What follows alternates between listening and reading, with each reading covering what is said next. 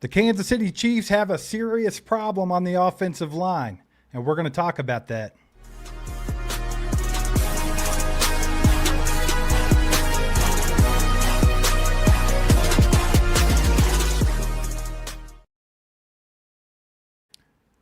Welcome into the Sunday Night Live. Hope everybody's doing well tonight.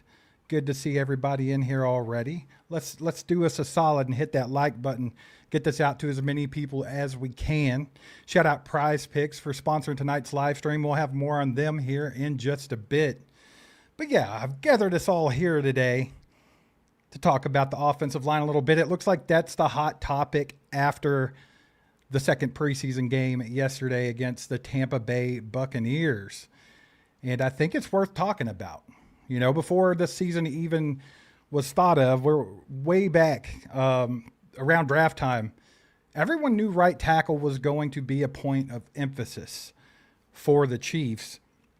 And we thought they might attack that position via the draft or free agency or something of that nature, but they didn't. They didn't do that. So we got to camp, and Khalil Benson kind of emerged as that guy, even though Jalen Moore was the one that Andy Reid said would get the first cracks at right tackle. And I still think that there's a bit of a position battle there. I wouldn't say either one is going to be the starting right tackle at this point. And there's one more game left to prove what they can do. But I just kind of wanted to talk about that with you guys and get a feel for what you guys are thinking about the right tackle position. Obviously, offensive line is a huge emphasis. It should be. We have Patrick Mahomes as our quarterback. He's coming back off of an ACL and an LCL injury. So we need to protect him as much as possible. Plus, offensive line has always been a pain in our ass, right? All the big games that we've lost have all come directly because we weren't able to protect the quarterback. So it's kind of a sore spot for me, and it probably is you guys too. And I know we've had conversation after conversation about this offensive line, whether Andy Heck is doing enough as the offensive line coach as far as developing guys and things of that nature. So just want to dive into all that tonight, get a feel for what you guys think about it. Shout out Richie for the jewels. Appreciate you, brother. Let's freaking go. But yeah, like, subscribe, all that fun stuff. But let's just jump straight into it. But real quick, good to see you guys. Good to see you guys. I see you out there, Richie, Brian Parrott, Lewis is in the house tonight. So appreciate y'all being here. But let's take a look at how the guys that we think are battling for that right tackle position performed in the preseason game against the Tampa Bay Buccaneers. And we'll start with Jalen Moore. And I want to put out a caveat with Jalen Moore. All the statistics and all the grades that we're about to talk about for Jalen Moore, you need to remember he actually started at left tackle because Josh Simmons was out. So keep that in mind. His snaps were not at right tackle. They were at left tackle. But let's take a look at what he did. The PFF grades for Jalen Moore in that game against the Buccaneers the other day was a pass blocking grade of 40.7. 40.7. So just for comparison, usually a 60 or higher is a pretty decent grade for anything PFF-wise. So anything below a 60 is probably below average. So we got the 40.7 pass blocking grade, the second worst mark among the Kansas City Chiefs tackles on Saturday. Once again, keep in mind that he was playing at left tackle and not right tackle. So it's not fair to say that he struggled at right tackle against Tampa because he was over on the left side. I think the bigger concern here, Moore's not a rookie being thrown into the fire or anything like that. He's 29. He's entering his sixth NFL season. Obviously, he came from San Francisco where he used to back up Trent Williams. In 2025, in his first season with KC, Moore played 427 snaps and received a respectable 63.1 overall PFF grade, but his pass protection was already the weakness there. He had a 57.1 pass blocking grade and only, a 57.1 pass blocking grade on 257 pass block snaps, 27 pressures, 3 sacks, 2 hits, and 0 penalties. So it's roughly one pressure for every 9.5 pass blocking snaps he had last season. But Moore, he's supposed to provide that veteran floor in this right tackle competition. Andy Reid said that he would get the first crack at it.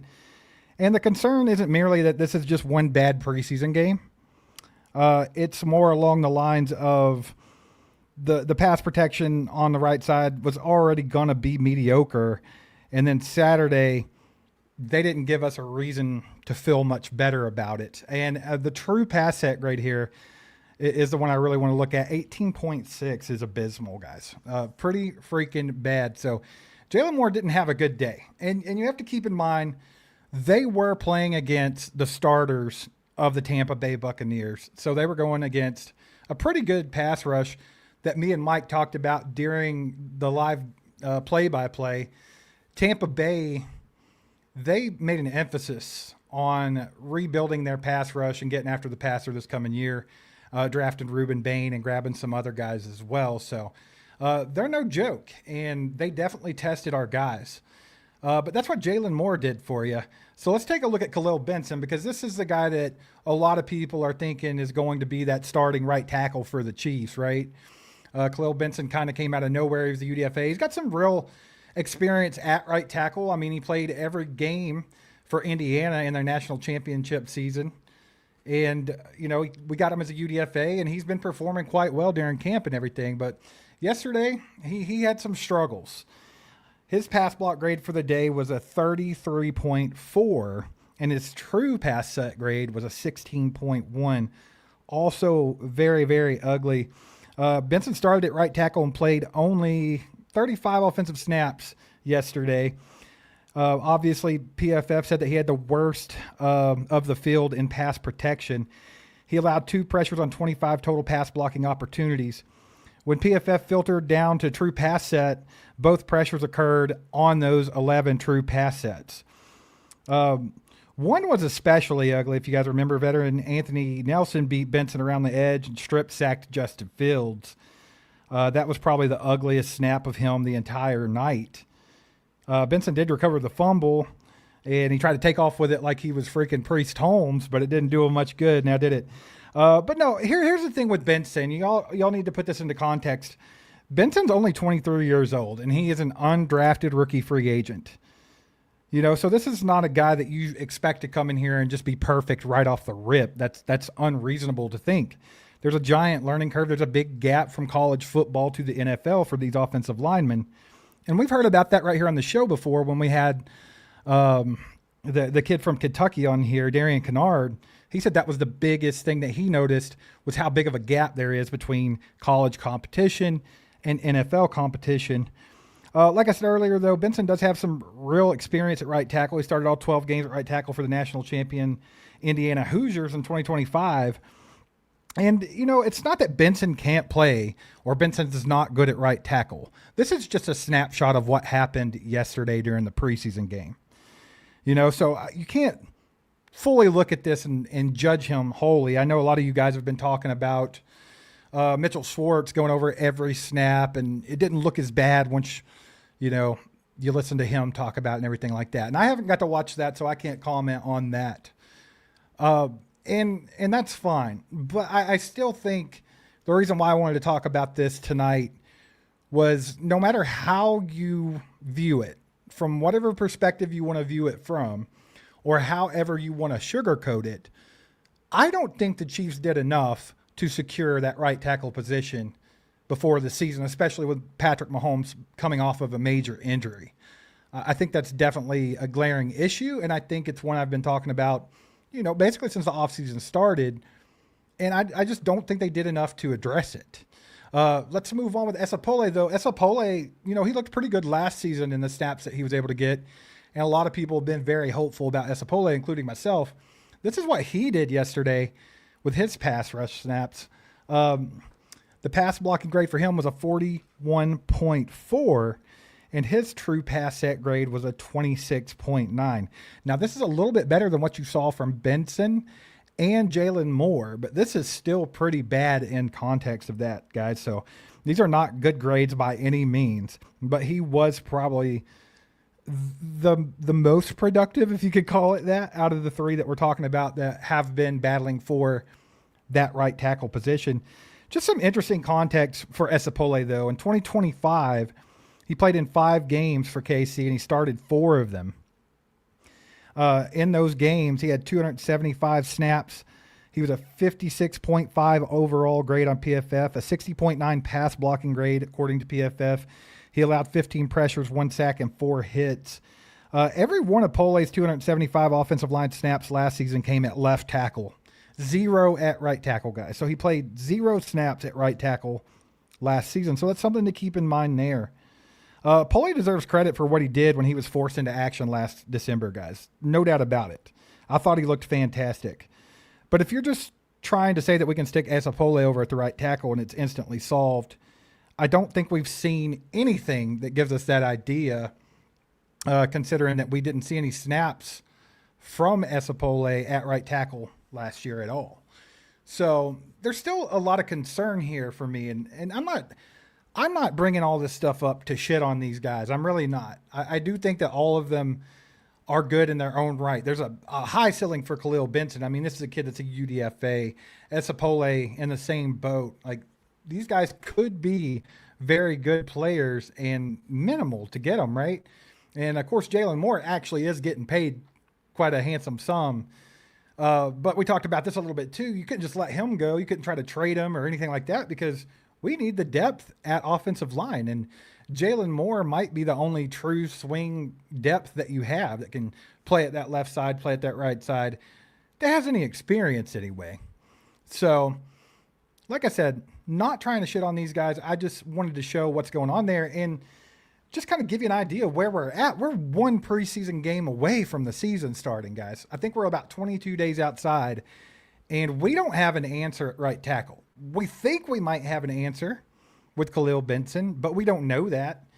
And do you want to be unsure on protecting Patrick Mahomes when he's coming off that injury? I personally don't. So that's why I wanted to highlight this and talk about this a little bit. And I wanted to get a feel for where you guys are at because, like I said, 22 days or so before the season starts, Patrick coming off that injury, I want this offensive line shored up. I want it to be good. I don't want any questions anywhere. And right tackle is kind of having me hover my hand right above that panic button a little bit right now because I don't want this to be an issue all season long. And I know you guys are probably in the same boat. You don't want that to be an issue either. Shout out Todd with the 10 bombs. Sorry I missed a live play-by-play. Keep going. It seems like the season is very fragile with that O-line. Appreciate the 10, Todd. The live play-by-play was a lot of fun yesterday. It was a cool day. I mean, some fun things happened. There were some good parts and bad parts of the game, but pretty fun time with everybody yesterday. I had a great time calling the game. And yeah, that's the thing that I'm talking about right now, Todd. I just don't want this season to seem fragile because of the O-line. I don't want that to be a glaring issue. And I'm afraid that the Chiefs might have put themselves in a position to where it could be. And after last season, guys, I don't want it to even have an opportunity to be that bad. I don't. Like, we got to bounce back, and we got to bounce back strong for my mental situation. So just kind of wrap all this up and put it into context. And keep in mind, what I showed you of Jalen Moore, Khalil Benson, and Esapole were a snapshot of what happened yesterday in the Tampa Bay Buccaneers preseason game. So keep in mind, they were going against the starters. They were seeing guys like Ruben Bain out there, and putting in these snaps. So it's just a snapshot of yesterday's game. But just to kind of give you an idea, I went back and looked at what Jawaan Taylor was able to do for the team at right tackle in 2025. And obviously, 90% of Chiefs Kingdom was ready to boot Jawaan Taylor out the door, had no time for him. And there were obvious reasons for that. And we'll talk about that a little bit too. But I just kind of wanted to show you what Jawaan Taylor did as a whole last season, 2025, and show you what these guys need to live up to or exceed. So let's take a look at that. Jawaan Taylor in 2025, guys, an overall grade from PFF of 53.3. So his actual pass protection was substantially better than his reputation overall, or that these grades suggest. He had 760 snaps, all at right tackle in 2025. He was a 53.3 overall grade, a 67.3 pass blocking, and his run blocking was what killed him. Jawaan Taylor was an abysmal run blocker, 43.8 graded. 517 pass blocking snaps. He allowed 20 pressures, 3 sacks, 5 hits, and the big part was 13 freaking penalties. And that's why everybody had enough of Jawaan Taylor. Here's the thing.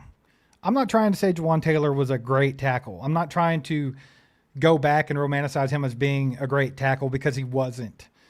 But he was a pretty decent pass protector. He sucked in run blocking, but he was a pretty decent pass protector. But here's the thing. Jawaan Taylor came with a massive price tag and a serious penalty problem. But if we're just talking about pass protection in general, he wasn't bad. He wasn't bad at all. And that's kind of where these young guys need to shoot to be, is somewhere in his range of pass protection. Because, like I said, he wasn't perfect himself, had a lot of problems, so we at least want to be that good, though. We don't want to regress. And that's the worry that people like me have. We're going to regress at right tackle, and we already weren't great there. You know, you start looking at the offensive line as a whole, and you think if we can stay healthy, our starting offensive line is pretty solid. I mean, Josh Simmons proved that he maybe could be that guy for us at left tackle for the future. Kingsley Suamataia fit way better in at left guard than he did at tackle the previous season. Actually looked pretty damn good there, and he looks like he's continuing to get better. Obviously, Creed Humphrey and Trey Smith are dogs. We don't have to worry about those two. Right tackle's just been the only question mark. And once again, that's why I wanted to talk about it a little bit tonight. But yeah, let me check this chat out. It's just me, so let me mosey through here. I'll see what you guys have to say. I want to see what everybody's thinking about this situation themselves. But yeah, put your thoughts in the chat, questions in the chat, stuff like that, and I'll try to get to you. Larry asked if the new guy could work in. Don't remember his name. It's Daish or Deesh. I don't know how he pronounces it. Kellen Deesh.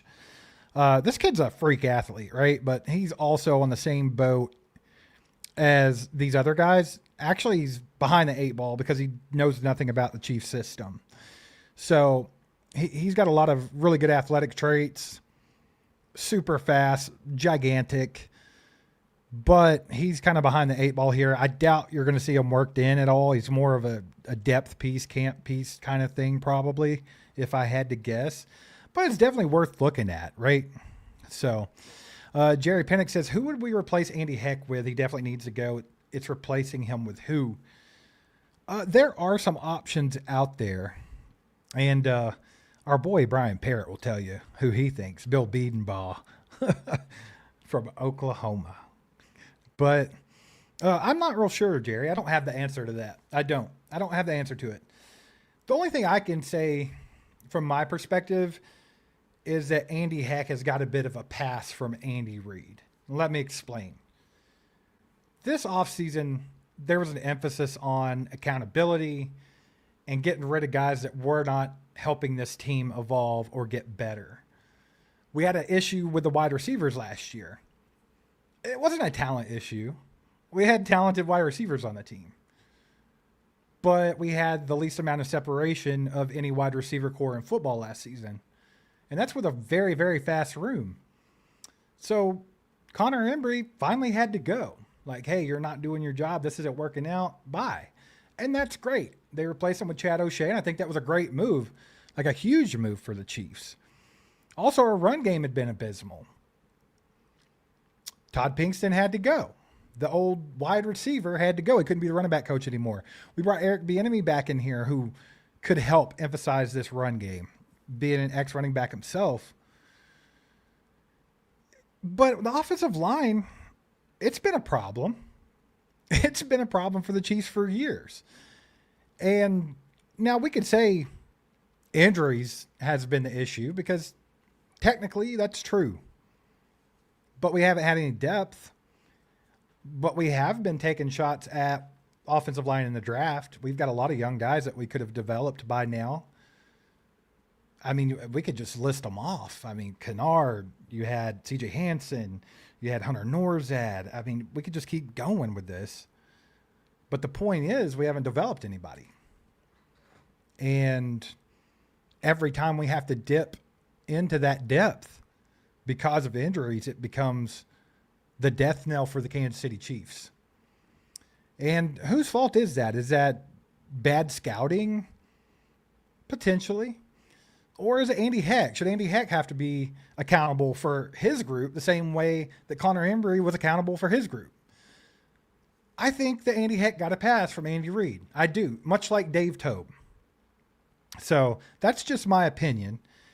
And we'll see how it does going forward. But that's just my thoughts. Those are just my opinions. So I appreciate the Jules, Janae. Thank you so much. And then we have a 10 bomb from Josh Vasquez in the house. Says, I wouldn't put Mahomes behind that O-line until it gets better, to be honest. It's scaring me, and we got 3 quarterbacks, so let's use them even if it takes all season long. I don't want to see Pat hurt again. Like,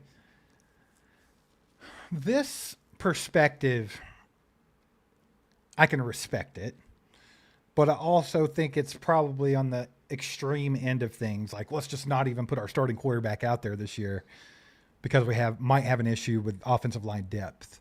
I don't think you can go that extreme, but I do understand where you're coming from. Once again, like I was saying, 4/5 of our offensive line, I think, is pretty solid. You know, if they can stay healthy, and that's the big if. These guys need to be healthy. They need to be available. They need to be playing. I'm not sweating the O-line so much.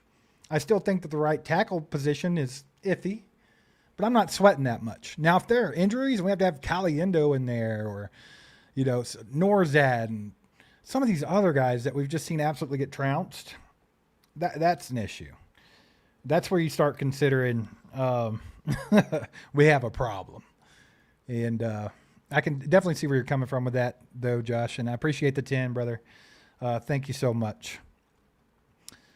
But, yeah, I mean, I guess the main thing is, guys, is what can the Chiefs even do about it at this point? Because they sit on their hands during free agency. They sit on their hands during the draft at the right tackle position. I honestly thought that we were going to draft a right tackle. I was convinced of 2 things in this draft. And technically, I was half right about one of them. I was convinced that we were going to trade up instead of back because a lot of people thought we were going to trade back with that 9th pick overall. I knew we were going to trade up, but I thought we were going to go after a wide receiver like Jordan Tyson. And, you know, hindsight's 20/20 on that. Yeah, he's hurt again already and stuff like that. But hands down, Jordan Tyson was the best route runner, the best receiver in that draft. And I thought maybe this is where they take their shot to get Patrick Mahomes a viable weapon. I nailed the trade up. I even nailed the spot. And they just went with Mansour Delane. But the other thing I was sure about was they were going to go after Blake Miller, the kid from Clemson at right tackle, because as a true right tackle, he was that guy. So I was just for sure like, hey, we're going to go after Blake Miller. We're going to make sure the right tackle's taken care of. Solid O-line, not a problem. But obviously we didn't do that either. And I'm not mad about it. I love R. Mason Thomas. I'm so glad we drafted him. I love Peter Woods. I'm glad we drafted him. And that's kind of the range there where I thought Blake Miller was going to go. Obviously, he went a little bit higher than that, but I love what we did in the draft. I'm not dogging on Brett Veach. I think this draft could turn out to be one of his better ones. We'll have to wait and see, but I did think they were going to go after right tackle. I really did. But what can the Chiefs do about it at this point? I guess that's the big question. Could they sign a free agent? Are there any available? Is there anybody out there that they could go to try to get some help at this position? Could they make a trade potentially? I don't know. I dug into it a little bit, and I'll tell you, the situation is not great. If that's what you think the Chiefs need to do, that they need to go outside of what we have now, it's not a great situation, guys. It's really not.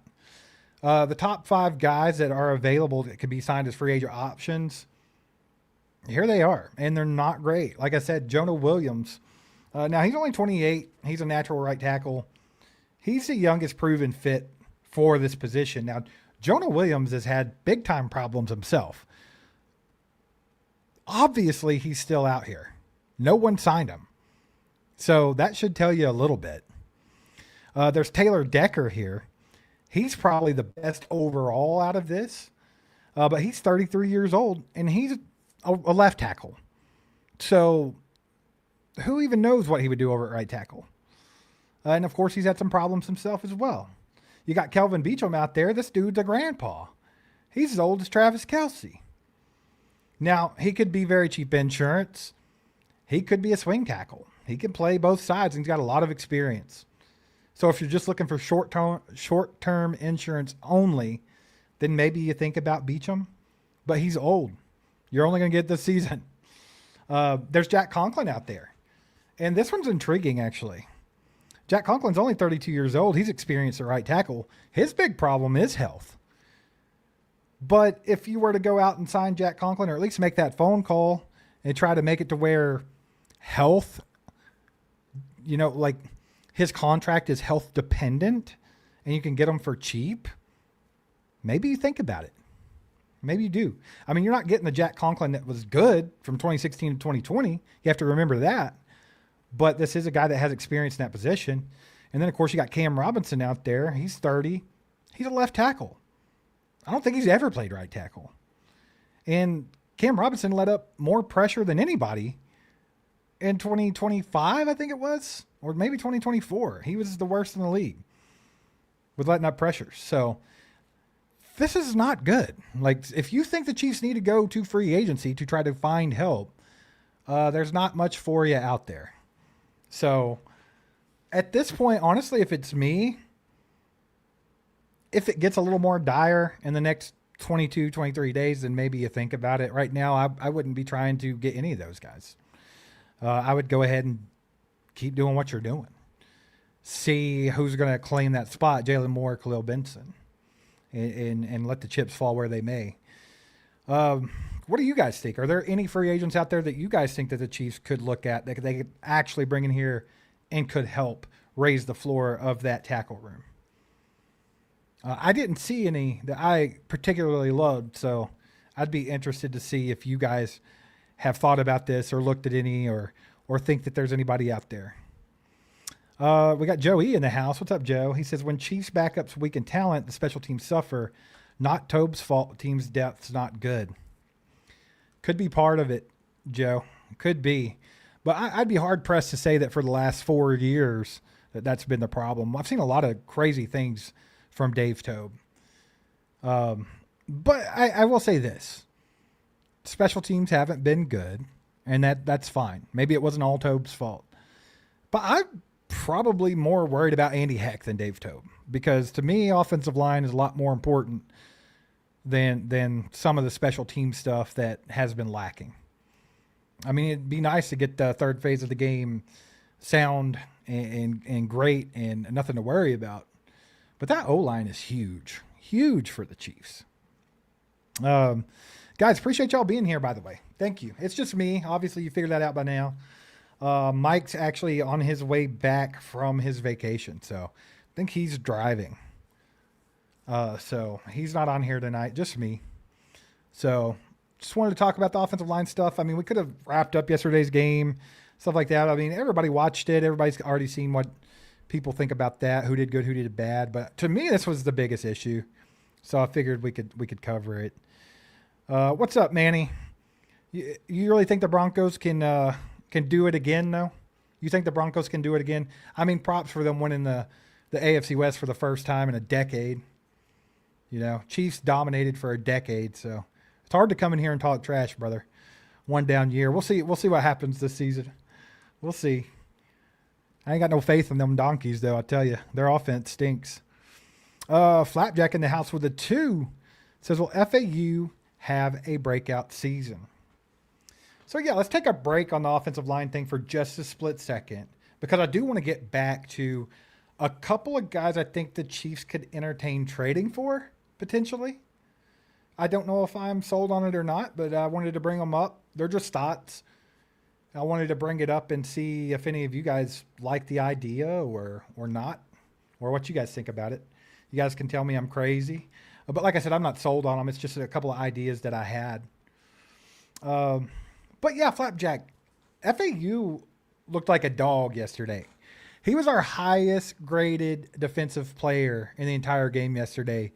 He flashed big time. That sack on Browning there, that was nasty.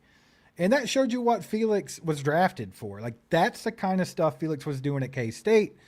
That's the pass rush arsenal he brought to the table. Obviously, things just didn't work out great for Felix. You know, sometimes things don't work out the way that you hope.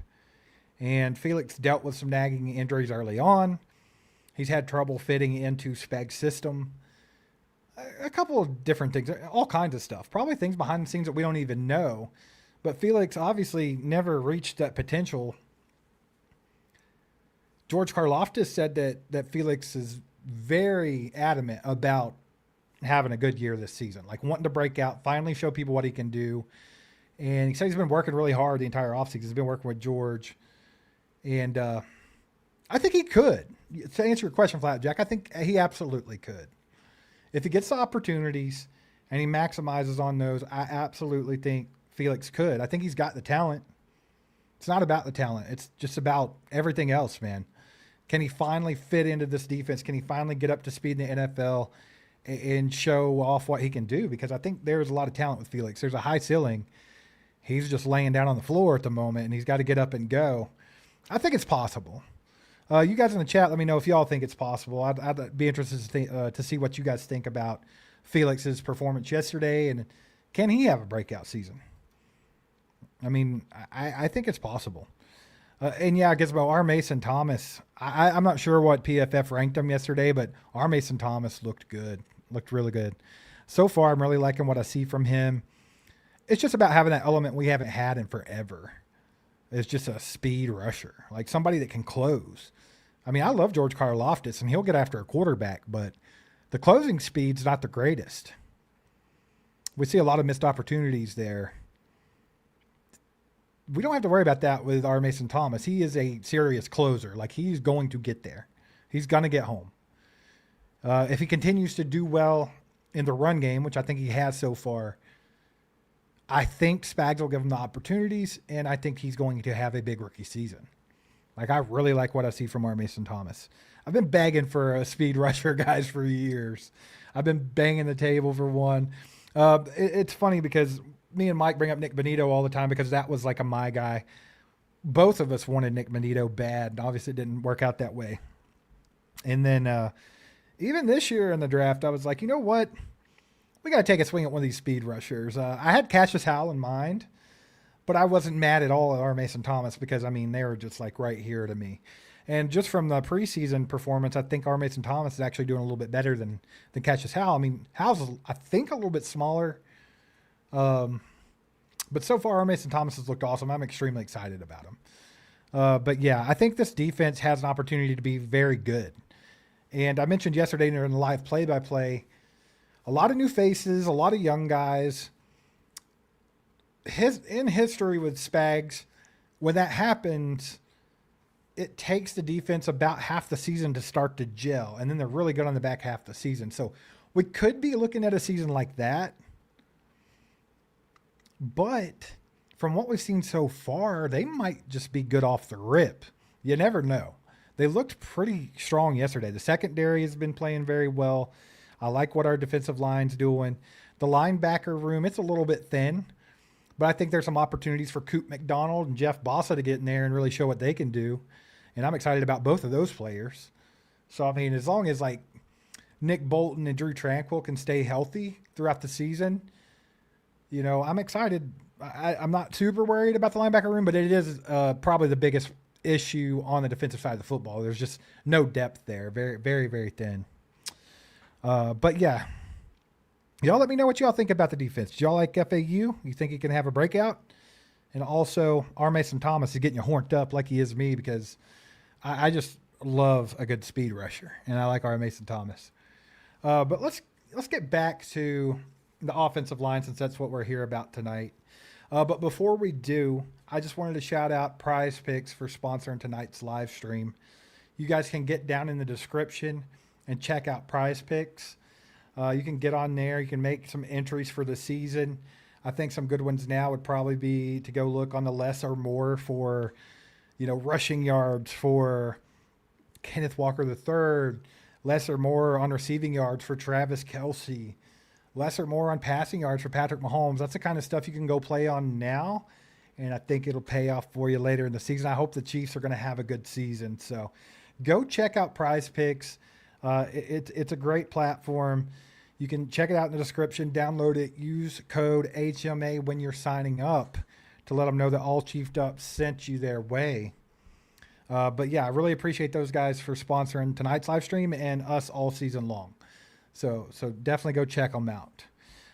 Shout out Richie with the jewels. Appreciate you, brother. And Janae. Thank you, Janae. Appreciate y'all. Thanks for the support. But yeah, let's get back to it real quick. Hit the like button for me. It just takes a second. It takes 2 seconds to go hit the like button, even if you're watching on TV. I know a lot of you guys watch on TV now, and that's cool. I dig it. Like, I would like to kick back on, in the recliner and, watch something like this on TV. But you can still click up and click that thumbs up button. It just takes a second. It'll help us out. Also, if you haven't subscribed to the channel yet, do that.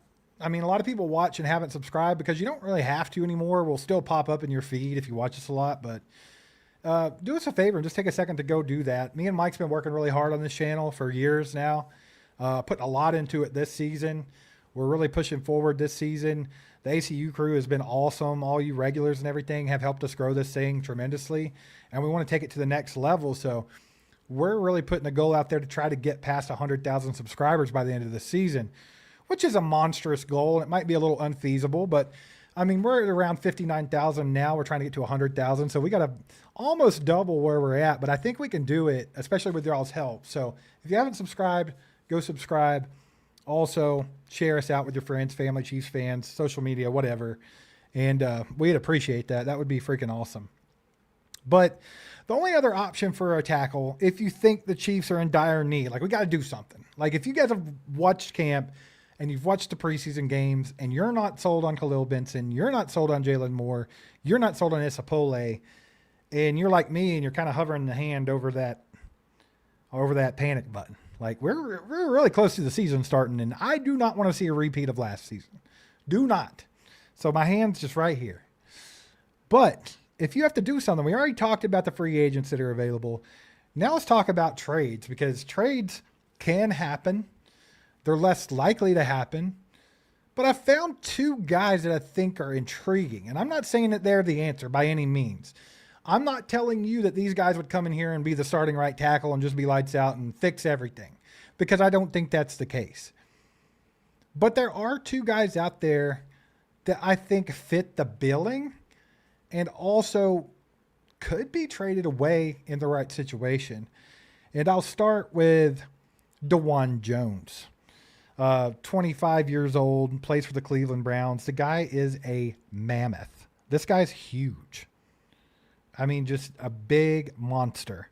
If you remember back in the draft, I think Broshmo came on our show and he actually mocked Dawand Jones to the Chiefs. But yeah, I mean, he's still only 25. He can play left tackle or right tackle, so he can kind of swing back and forth. He's got NFL starting experience and possible low-cost upside, right? And when you think about him, I think he's only got one more year on his rookie contract. So you at least have this 1 year where he's still cheap. The trade projection, I'm thinking I would try a 6th-round pick first to get him. But if you had to go 5th, maybe you do it. Maybe you trade the 5th-round pick and grab him and see what you can do with him. But that's as high as I would go. Keep that in mind. But you guys let me know what you think about that option with Dawand Jones. Do you think this is somebody that could maybe come in here and raise the floor a bit? Or do you think maybe he does have some upside he hasn't hit yet? Let me know what you think about him. I mean, it's to me, it's kind of a buy low gamble. It's somebody just to bring in here and see if he can help, right? He's not on the trade block by any means. I wouldn't say that. I wouldn't say he's on the trade block. But the reason why I think this is a target for the Chiefs is because Cleveland, they're not shopping him or anything like that. But like I said, this guy's a mammoth. He's 6'8", 375 pounds. He's already started 20 times in the NFL. And Cleveland's depth chart is a little different now that they've went out and got rookie Spencer Fano, who's looked really damn good for them so far. He's starting at left tackle now, and Jones is actually behind him. They have Titus Howard starting at right tackle. And Browns coach Todd Monken publicly said that Fano is playing better, and that once Jones went to the second team, that he is, quote, fighting to make the team. So that's not speculation. That came directly from Coach Todd Monken. So I think that if they don't want to keep him around for depth or something like that, and they would like to get a draft pick for him, that's an option. You guys let me know what you think about DeJuan Jones. Like I said, I'm not sold on that. Not saying the Chiefs should rush out and do that or anything like that by any means. So don't go out here and say, oh, Steve from All Chiefed Up said we have to trade for DeJuan Jones, because that's not what I'm saying. But I think that is a guy that fit that narrative. Like, if you need to go trade for somebody, from my research, this is a guy that makes sense. It makes sense, right? So y'all let me know in the chat what you think about DeJuan Jones. I know there were some people in our stream that did like him during the draft. So y'all let us know what you think about it. And then there was one other option that I came across that I thought was actually kind of intriguing here. And just the same warning, though, he's not on the trade block by any means. Houston hasn't said anything about trading him, okay? But Houston has some pretty unusual depth at the offensive line right now. And I think that Blake Fisher is a guy that you could look at.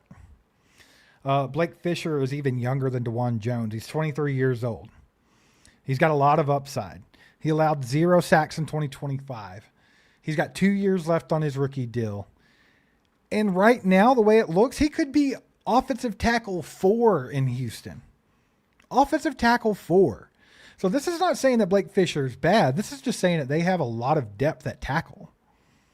Now, would they entertain trading him? I have no idea. Like I said, I've not seen anything that says, hey, Blake Fisher's on the trade block, or we're thinking about doing anything like that. But if he's going to be the offensive tackle 4 and you have that much depth, then maybe if the Chiefs call him up and say, hey, I'll give you a 4th round pick, they consider it. They absolutely could. Now, maybe they would want more. Blake Fisher was actually drafted, I think, in the 2nd round, if my memory serves me correctly. 59th overall in the 2nd round in 2024. But, I mean, he's already played in 31 regular season games, and 15 of those he started. The Texans themselves have said that he's been developing at both tackle positions, so he could be a true swing tackle. And he's under contract cheaply, might I add, through 2027, and he doesn't become an unrestricted free agent until 2028. So his salary base is roughly somewhere around $1.39 million in 2026 and $1.69 million in 2027. That's dirt cheap. Okay? So something to think about here. In 2025, he had 337 offensive snaps, a 67.4 overall grade, 61.8 pass blocking grade, a 69.3 run blocking grade, 6 pressures allowed, 0 sacks allowed in 2025 by Blake Fisher. So here's the thing, though. I don't simply want to say that Fisher allowed 0 sacks last season without adding this context for you guys. He only had about 115 pass blocking snaps. And 192 of his 337 snaps that he took last year were as a tight end / extra offensive lineman, just some kind of look that the Texans were throwing out there. So his actual tackle snaps alone were 78 at left tackle and 67 at right tackle. I mean, 0 sacks is still a positive. It's still something to be proud of. But that is not to say, hey, he had a 500 snap workload and he allowed 0 sacks. You have to put it into context. But right now they have Ariante Ursary at left tackle. They went and got Braden Smith to play right tackle. You still got Trent Brown there, and then you got Blake Fisher, who's going to fall in at the 4th. So he's currently not a starter for that team. So I would start with a 5th round pick and see if you could get him. And if you can't, maybe try a 4th rounder. I think that's a very intriguing one to me. I see where Nikki says, I don't think the Texans are going to help the Chiefs. That's the thing. You're not framing it up as, hey, we're getting help from the Texans, or hey, we're going to help the Chiefs out. You have to frame it up as, hey, you guys want this pick, and you're not, wouldn't you rather have a 4th round draft pick than an extra guy on the sideline that's not going to play? I mean, I don't know. It's just a thought. Like I said, not on the trade block. Neither of those guys are on the trade block. Neither of those teams have talked about trading them. But I think they're both interesting guys for the Chiefs to look at to potentially have an answer at right tackle, or at least a little more depth in general, because, I mean, our depth, it just doesn't look great. You've seen that in these first 2 preseason games. It's been pretty rough for the offensive line the entire time. So, yeah, that's what I had for you guys tonight. And I just thought it was something to think about. So I want you guys to get in the chat and let me know. Let's do this. On a scale of 1 to 10, with 10 being the most panicked, where are you at with the right tackle position and the offensive line as a whole for the Chiefs going into the first regular season game? Where are you guys at on that? 1 being the least worried, 10 being the most worried. Where are you at with our offensive line, and in particular that right tackle position? Because, guys, I can't lie to you. I'm somewhere around a 7 right now, if not a little higher, because I don't know if it's PTSD from watching this team get beat by inferior teams because we could not stop a pass rush. I've seen that too many times over the years. We've had, better teams than these teams we're losing to in these situations because we can't protect Patrick Mahomes. So that, to me, it's just a sore issue and sore subject, I should say. It's just something that I've been thinking about a lot over the last couple of weeks. I see that Jerry's there at 8. He's right there with me. Chiefer's a 5-ish, a little more calm. Steve, 7. He's got a 6. Eric Fox is a 10. He's over it. He's already hit that panic button. Papa. Brandon Michael said not panicked at all. It's funny how different, the fans can be. Like, we could be on totally different ends of the spectrum, and neither of them are right. It's just something to talk about, right? And Sammy, like you said, I like our starters. I do like our starters. I think as a whole, our starting offensive line is pretty solid. But I also don't want a question mark in there at all with Patrick Mahomes coming off the injury. So, and I mean, how many seasons have we had where we had no issues with injuries to offensive line? Because I don't remember any in recent history where we did not have to do something, whether it was kick Joe Thuney out to play left tackle or use Mike Caliendo as a starter. Just a million different things. So to me, it's a bit of a worry. It's a worry. Preseason too early to judge, says Brandon. I would counter that, Brandon, with we are 2/3 of the way through preseason.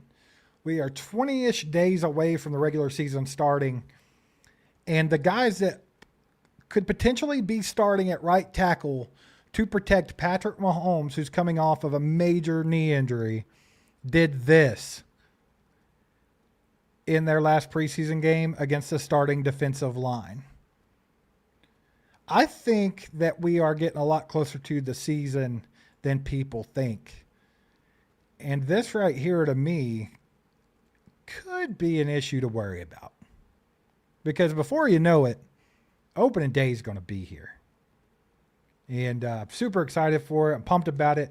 Like I said, I think our offensive line is solid. The starters, I don't love our depth. I'm very concerned about injuries this year, and I'm not sold on our right tackle at this point.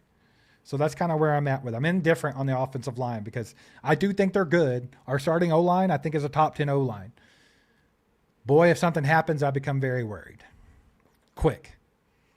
And I'm not completely sold on that right side yet. And that's not to say that Moore or Benson or even Pole couldn't end up being that guy and doing good. They could. But I'm just not sold on it. That's all. But, yeah, appreciate you all being here tonight. Thanks for interacting with me. Let me know what you guys think. It's just something I was thinking about and something I've been a little bit worried about. So I know a lot of people went and watched Mitchell Schwartz try to go over it. And Mitchell Schwartz was a good tackle in the NFL. He graded very, very well with PFF throughout his career. So a really good right tackle. So, definitely he knows what he's talking about when it comes to that position. I won't say that he don't. But I will say this. Mitchell Schwartz now is not a right tackle. Mitchell Schwartz is a social media personality. Mitchell Schwartz is trying to get into YouTube. So I'm not saying that he would say anything to have hot button takes or to get more clicks or views or anything like that, because I don't think that he's disingenuous or anything like that, but just something to think about. I'm probably going to go watch that just to see what he had to say about Khalil Benson. Because I'm interested myself, but I will say from my eye test, from what I saw, and I'm not an ex-All-Pro, Pro Bowl right tackle or whatever in the NFL, but I thought that he looked bad. I thought it looked pretty damn bad yesterday, and it was just ugly. And yeah, made me worry a little bit. That's all. Major Chip in the house. What's up, buddy? He says, what do you guys think that teams just have a Pro Bowl O-lineman sitting on their benches? Every team is one injury away from having a bad O-line. It's not about having Pro Bowlers on the bench, but it's about having competent depth. Like, you don't need somebody to come in and be, an All-Pro or Pro Bowler or whatever.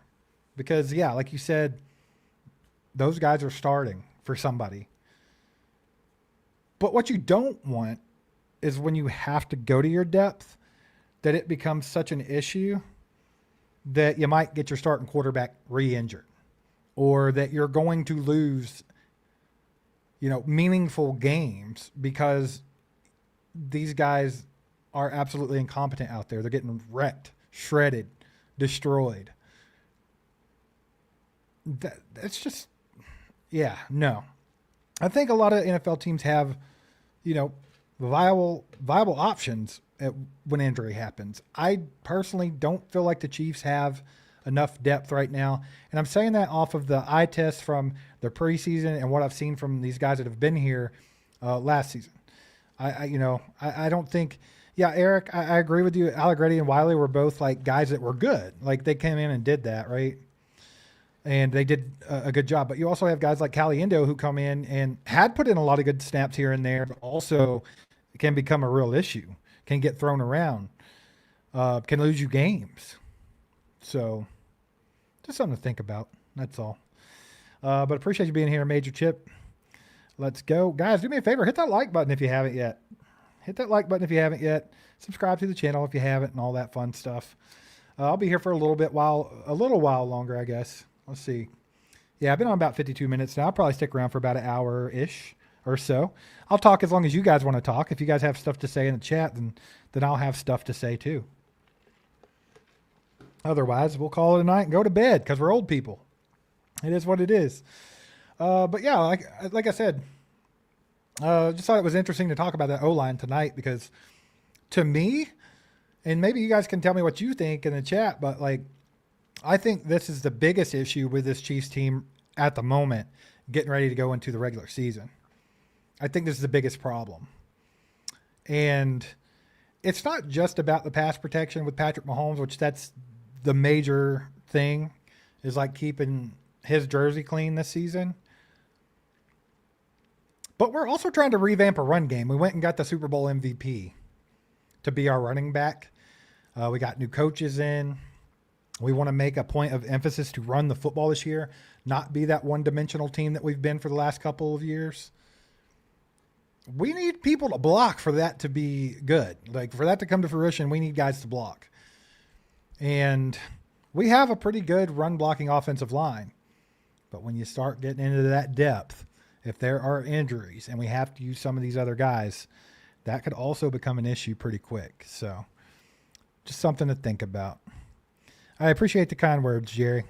I don't really do a whole lot of these things by myself, so hopefully I presented it to you okay and it wasn't weird and awkward. But I figured I'd put in the legwork and get on here and talk to you guys about it because it's just something I'd been thinking about. Todd says, do you guys not see, 2 Super Bowl losses where Mahomes didn't have 2 seconds to do anything? This is why I worry about stuff like this, Todd. This is exactly why I am the way I am when it comes to the offensive line. Because I have watched this team lose 2 Super Bowls because we didn't have a competent offensive line on the field. Like Patrick Mahomes had to run around like a chicken with his head cut off for an entire Super Bowl at Raymond James Stadium. Like, think about that for a second. Tom Brady, the GOAT, was gifted a home game in the Super Bowl against Patrick Mahomes, whose entire offensive line went down with an injury in the AFC Championship game. Man, think about that. The narrative could be totally different. If Mahomes had won that game, he could have 4 rings already. Brady would have ended with 6. That gap's a lot smaller. And he won the head-to-head. All those turds of New England wouldn't have anything to talk about. But, it is what it is. It was the offensive line. That was the problem. And then we don't even have to get into the freaking blowout against the Eagles. That's exactly what happened there. They knew we wouldn't run the football because we had no running game. They knew our offensive line was weak, and they attacked. And it worked. It was a good game plan. So, yeah, that's where it comes from. That's where it comes from, man. Steve Cashman says, is everyone worried about Butker again? No, I'm not. Like, I'm probably one of the least worried people about Butker, where, like, I have my hand over the panic button about the offensive line. Like, if this was the panic button for Butker, I'm like this. Like, I don't care. Like, does it suck that Butker gets in these funks? Has Butker, like, regressed the last couple of years? You could say that. I don't think it's regression. I think it's been more like nagging injuries, having to change up the way he kicks the football, his approach to it, and everything else to kind of, compensate for those injuries. Butker himself said he's back to doing things the correct way and the way he's always done them. He's healthy. I wouldn't worry about that yesterday. I mean, if it wasn't for Wiley holding on the extra point, we wouldn't even have had the doink. So, yeah, one kick went barely wide right on him. I'm not too worried about it. I mean, did we forget that he kicked one from 69 yards with 10 yards to spare before halftime? Did we forget that Harrison Butker is literally like 100% in clutch situations where games mean something? Because he absolutely has been. I'm not worried about Butker. I don't worry about Butker. It just is what it is, man. Thanks for the kind words in the chat, guys. I see you all. Let's see. The Chiefs have 2 rookies on offensive line. Going to be a lot of mistakes. So, who's the 2 rookies? Are you considering Josh Simmons a rookie because he's still young? But I think Josh Simmons, does he still have some to prove? Yes. But I also think Josh Simmons showed last year that he can be that guy. He's really good. Kingsley has stepped up big time in that left guard role. He's fit right in, and I think he's flourishing there. And then I think over at right tackle, if we end up starting Benson, then that's a true rookie starting at right tackle. And I've said over and over again, like, guys, I'd like Khalil Benson as much as the next guy, but we have to pump the brakes a little bit because there's going to be a learning curve for him, and there's going to be a lot of mistakes, and he's not going to be perfect. Like, if that's what we decide to do, is to start a UDFA rookie at right tackle. And the Chiefs don't have an easy cupcake schedule. They play a lot of good teams with a lot of really good pass rushers. I'm talking like Pro Bowl level pass rushers. Khalil Benson's not going to be perfect. He's going to get worked. He's going to have his welcome to the NFL moments several times. So even if he does do well there, that's great. But there are still going to be some mistakes, just like Joe said. So let's see here what we got going on with the chat. I appreciate you guys hanging with me, man. It's been awesome. A lot of fun. We got a freaking 20 bomb right here from Mr. Uber Crows. I don't know what that says. I'm sorry. Forgive me. I'll just call you Mr. Uber. I just started watching, so maybe this was already addressed. Just watched Mitchell Schwartz do a breakdown of Benson's film. He seemed relatively positive, was slow off the ball, but had a lot of good reps and strength. I touched on this a little bit, and I'll sum it up for you again real quick. Appreciate the support, by the way. Thank you so much for the 20. So my thoughts on that are this. I haven't got to watch it yet. I will go watch it here in just a little bit, but Mitchell Schwartz was a damn good right tackle in the league.